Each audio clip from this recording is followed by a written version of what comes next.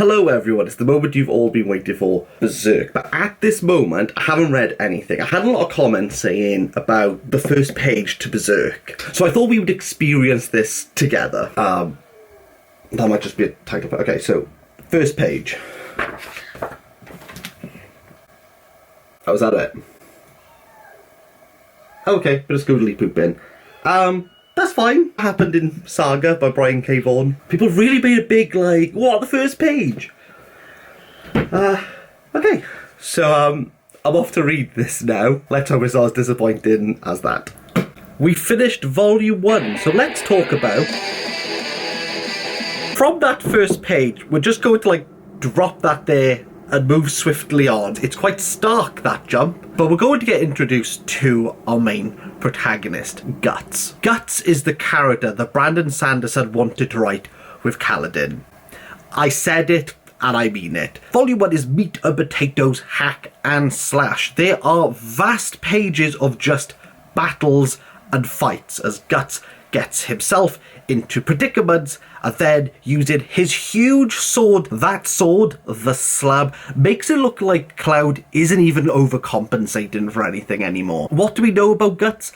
Not that much. He has some brand of sacrifice on the back of his neck. He always walks around with one eye closed. Even after finishing this book, I'm not entirely sure what the purpose of that is, but I'm assuming we'll find out at some point. With Guts' refusal to provide any information, we need some vehicle in order for the reader, us, to understand what's really going on. We need a way to see into Kitaro's, Miura's world. And that's Puck. Puck is an elf who is rescued by Guts. I mean, she's kind of freed in amongst his hack and slashing, and that seems good enough for Puck to be like, well, I'll be your sidekick. She almost acts like Navi from Zelda, just on the side of Guts throughout all of this. Puck is the comic relief throughout this book, and within her naivety allows the reader to obtain information as she receives it. I've mentioned a few cultural references here, be that direct or indirect, or are they just associations that I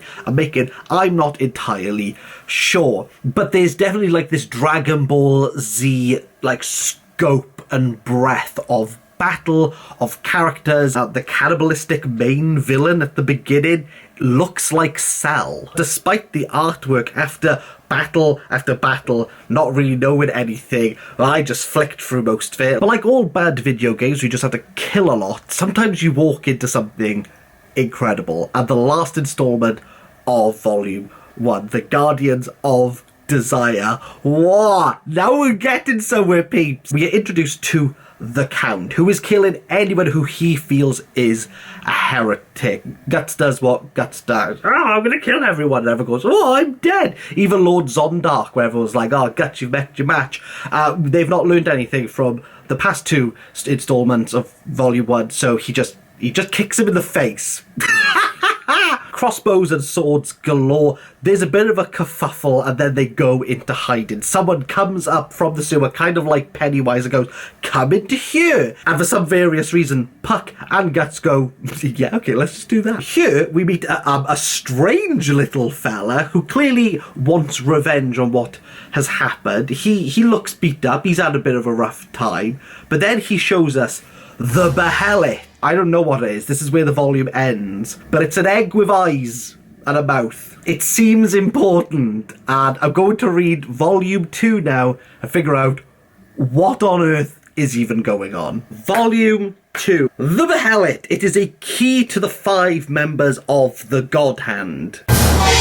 What that means, I'm not entirely sure. The strange little man who helped Guts and Puck escape Vargas has stolen it from the Count, and then we get a very brutal scene of how he's been like mutilated. That was pretty rough. But the grotesque in Volume 2 seems to escalate as we move to the Count, where his inner slug demon escapes from his mouth into Lord Zondark that turns him into an ultimate fighting machine. Puck is predominantly slapping the Behelit. I still don't know what this eggy face thing is. Will we ever find out? I hope so. But because this is Berserk, Lord Zondark, in his ultimate form, finds Guts, and they have like a really long It's like a really long fight scene. Like, it's really long. It's really long. Let's not spend too much time. They survive, don't we? I mean, we've got like 10 more volumes to go down here, so of course they do. Like Les Mis, they escape through the sewers, and Vargas asks to be avenged. Avenge me! And then a demon like drags him back down to the sewers. Puck and Guts then realise that the Count is going to behead Vargas and decide that they should do something. And by they, I mean Puck. Guts doesn't care. Puck flies to Vargas's help, is ultimately captured and then given to the Count's daughter, Teresa. Gut encounters in the alleyways this slug monster, kind of goes, I think he goes back in time and relives a moment. I'm not entirely sure. He then goes to like another spooky graveyard thing where ghosts come up. I'm not entirely sure. Guts then has a change of heart and goes, oh, well, maybe I will go back. It was mostly boring. It felt like the conservatory extension of Volume 1. Nice to look at. Everyone goes, oh, wow, that's good. You know, it's still the same house, isn't it? Even Puck has our moral compass and her very quick budding relationship with Teresa. So much so, they make friends on the page, and then Puck goes, I need to leave outside the window. And Teresa, because she's like this Rapunzel, like she's stuck inside, she's not really allowed to like leave. Teresa goes, no, you can't. And Puck goes, can I? Teresa goes, yeah, okay. Oh yeah, I forgot to mention that the slug monster that comes forth from the Count's mouth, the Count is now... He's now a slug. He's now a slug causing havoc. Maybe Slug is downplaying it. This is what he looks like. Public service announcement, beauty is in the eye of the beholder. But at the end of Volume 2, after all the fighting that we've had from Volume 1, now Volume 2, Guts, he's found his match, and now he's broken. Oh, what's he going to do? To be continued. Surely this doesn't move into Volume 3. Like, I can't imagine people like, this is the greatest manga ever. Just on the fact that he's going to get, like, up, kill him, and then continue. Is this it? Yeah, Volume 2 wasn't great. Oh, this was amazing! Yes!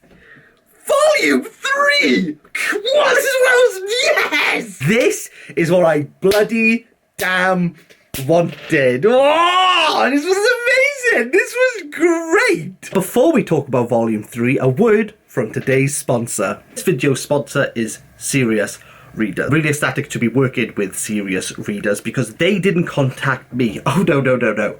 I contacted them. I want to focus on small businesses. This is a British company who are making things in Britain. And they make reader lamps. And these things are like strongly built. And also, they're really bright. I made it common knowledge that the bulk of my reading is done in the late hours. So having a good reader lamp has really changed everything. Serious Reader likes to use daylight wavelength technology, but rather than me just saying that term, let me just show you what I mean. This was the light I was using before I got my Serious Readers. And it's orange, it's grim, like nothing like pops. But with this lamp, look at it! It's like a wholly different world. It's so crisp.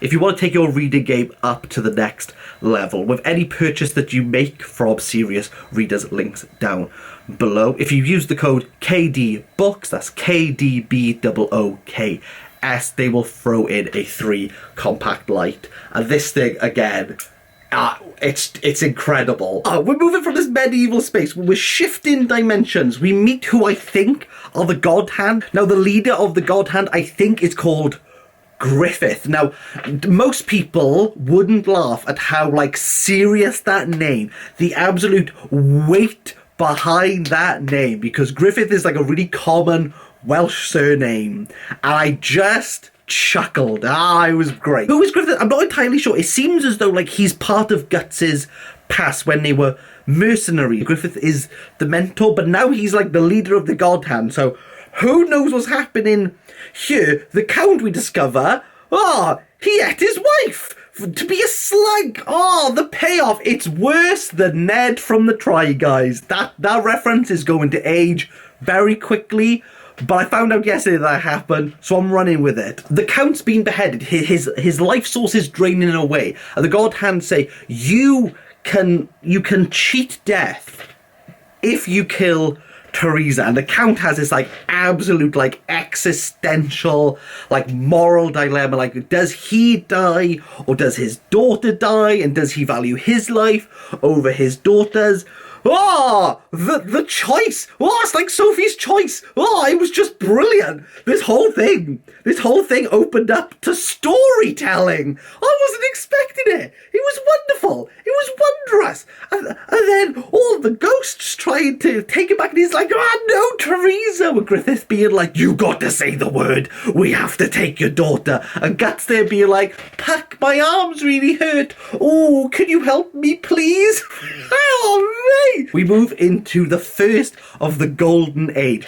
Everyone in the comments had spoken about the Golden Age being like the best part. In the Golden Age, we go back to Guts's childhood to understand where Guts has come from in order to where he has now been. Birthed from his lynched mother. That image of all the bodies on that tree reminded me of the Romanian war classic Liviu Rebrenu's Forest of the Hanged. And simply, very efficiently, we see Guts learning to fight in the struggles that he has with his mentor. And now something happens at the end of Volume 3. I don't know if he's been sold. I don't know if he's been kidnapped. I don't know what is going to happen. But by gosh, I am sold. The storytelling here goes full throttle. We're not too much invested in just like these great, grand hack and slash moments. This was great. But this Golden Age, you all told me it was good. I'm looking forward to the Golden Age. I'm not going to lie. Overall, if I had to rate it, I'd give Volume 1 and 2 3s, and I'd give Volume 3 like a 6. So I was keen, but I don't really know where it's going. But I'm invested. And this is a long game you have to play with a series like this. Let's not get too caught up in the moment. Let's read the next one. Bye-bye.